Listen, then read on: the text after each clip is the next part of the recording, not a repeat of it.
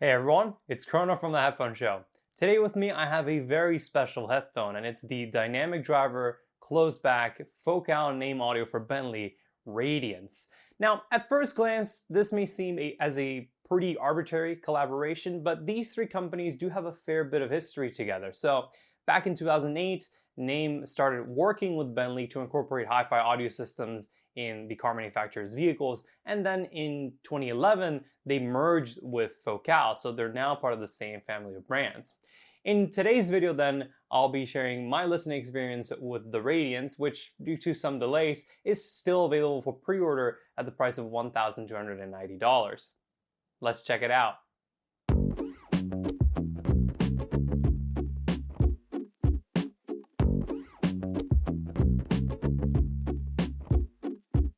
Alright, so getting right into it, let's start by talking about the Radiance's packaging and accessories. Not unlike Focal's flagship closeback, the Stellia, the Radiance comes packaged in a very nice box that features a black pleather wrap that reads Focal for Bentley. Inside, you'll find some paperwork as well as the Radiance, which is packed away in a mocha, black, and gold Focal carrying case. With the Radiance, you'll be receiving one cable, which is utilizing dual-sided 3.5mm connectors for the headphone side and a 3.5mm jack with a 1/4" adapter on the amplifier side. Although it's much more flexible than the usual Focal cable, it's unfortunately still not very ergonomic, as it's extremely short at roughly 4 feet long. So even for desktop usage, I found it to be somewhat awkward and it could easily get in the way. Moving on to build quality and comfort, as expected from a Focal headphone, the Radiance is both beautiful and excellent in its construction, with a build that's composed almost entirely out of metal and full grain leather. At 439 grams, the Radiance is fairly lightweight, but it feels extremely solid and well assembled, with no aesthetic flaws or loose parts. Also noteworthy is the Radiance's sophisticated and elegant visual design, of which a slick black surface is adorned with Bentley's copper finishes and their seats' iconic diamond quilting. For comfort, the Radiance is also outstanding, and the one I've personally found to be the best in Focal's high-end headphone lineup. Whilst its design is practically identical to all the others, I find that it has a much more comfortable headband with better weight distribution, as it now has a divot in the center to prevent pressure from building up at the top of the user's head. Additionally, the foam used inside the pads for the Radiance is very soft, and I find that it easily conforms to the user's heads. The only problem I see with this is that I find that the Radiance sits a lot closer, the driver is a lot closer to my ears than on other Focal headphones. So I do worry that for users whose ears might stick out a little more, that might become a little irritating, especially if they do come in contact with the driver. And even for those who, like me, don't really have a problem with that now, as you know, the pads wear and flatten a little bit, that could become a problem down the line. Okay, now for sound, like the now discontinued closed-back Elegia, the Radiance features Focal's 40mm aluminum magnesium M-shaped dome speaker drivers and also utilizes box-shaped diffusers to absorb in-cup resonances. If I'm being honest, the Elegia was a headphone that I personally considered to be fairly odd sounding, so given their driver similarities, I expected the Radiance to deliver a sonic experience not unlike that of the Elegia. However, this didn't turn out to be the case at all. When I first listened to the Radiance, it came across as a beautifully voiced headphone, which I describe as having a pleasant tonality that's fairly warm, with a punchy mid-bass, smooth mids, and an easygoing treble range. Despite this laid-back tonality though, the Radiance remained dynamic, and it possessed a musical and energetic presentation that also reproduced tracks with a very good sense of clarity. But anyways, let's talk sound, and first up is the bass. The Radiance's bass response is deep, and it adequately textures low tones with good articulation. For extension, it reaches all the way down to 20 Hz, and it's easily able to reproduce the rumble of those really low frequencies with little to no roll-off. Additionally, the Radiance has a generous bass shelf under 100 Hz that gave the sub-bass region a good level of presence that, although a little bit boosted for my preferences, never felt overbearing or intrusive. Then as it moved along into the mid-bass, it sounded to me as though there was an elevation at 150 Hz, which made the bass a touch warmer, and it also enhanced the Radiance's sense of punch and slam. Lastly, for bass definition, it didn't sound to me as though it was quite as nimble as the Clear, but it still had a very clean and fast bass response that easily rivaled that of other headphones in the sub $1,500 range. So Overall, I think that it has a very enjoyable bass response, and it should be able to satisfy most listeners looking for a headphone that has impactful, full sounding, and detailed bass. Moving on to the mids, I personally really enjoy the Radiance's mid-range as it was slightly cooled down but still balanced and linear. Vocal and instrument lines had a rich, accurate body with well-reproduced fundamental tones in the lower mids. Then in the upper mid-range between 3 to 5K, it was slightly turned down, so it was a bit mellower on the Radiance, but it never had me feeling like it was lacking in presence. So electric guitars still had their buzz and brass instruments still had a good bite to them. The only thing I did notice that was a little odd is that, like other Focal headphones I've tried, it did seem to have a small bump at around 2K.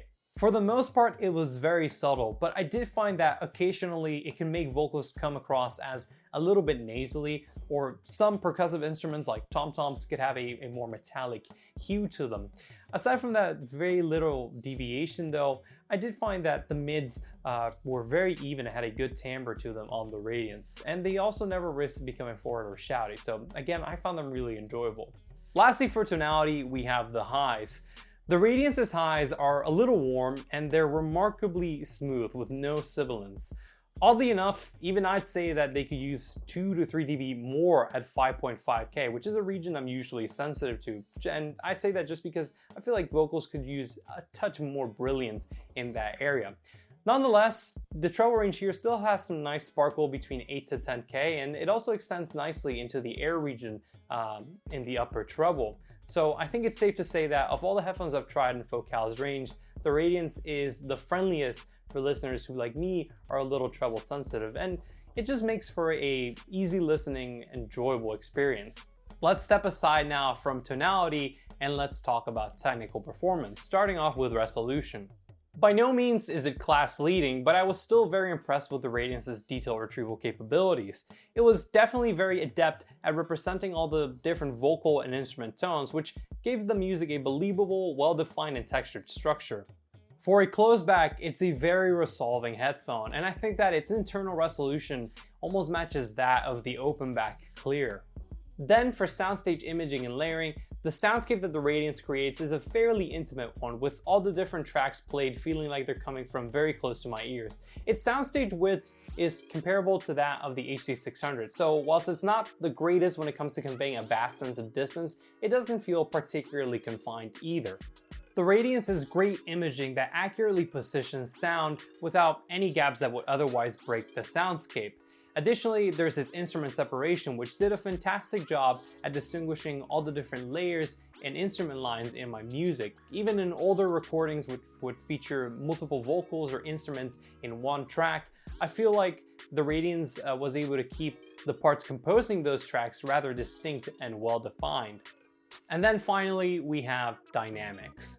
Dynamics, I think, are a staple of Focal headphones, and the Radiance is no exception. The Radiance's driver has a great excursive capacity, and it's able to really deliver a very satisfying punch. In the lows, bass notes hit with authority, and they carry a physical sense of impact, whilst on the top end, the Radiance has a nice snap and strike to it that is able to reproduce the weight and tension with which instruments like pianos or xylophones are played. So I find that this dynamic quality allows the Radiance to deliver an engaging and energetic experience that adds a bit of extra life to music, games, and movies. Actually, before heading to the conclusion of this video, there were two more things I wanted to touch up on, which were sound isolation and EQ. So of all the high-end closebacks that I've tried or listened to, the Radiance is actually one of the most sound isolating. It actually outperforms the Stelia and HDA20 in this regard. In large part, I think that this is due to how close the pads and ear cups fit on the user's head, but it could also be the result of the headphone not having the usual port on the rear of the ear cups where the Focal logo is. In any case, the isolation on the Radiance is great, and it's very capable when it comes to keeping both sound away and keeping it in. As for EQ, I only added two very subtle adjustments to the Radiance because I really do think that it sounds great out of the box. So as always, if you'd like to try out my EQ profile for them, there's going to be a link in the description down below to a post I've made on the Headphones community forums, which has all my EQ presets for all the headphones that I've reviewed.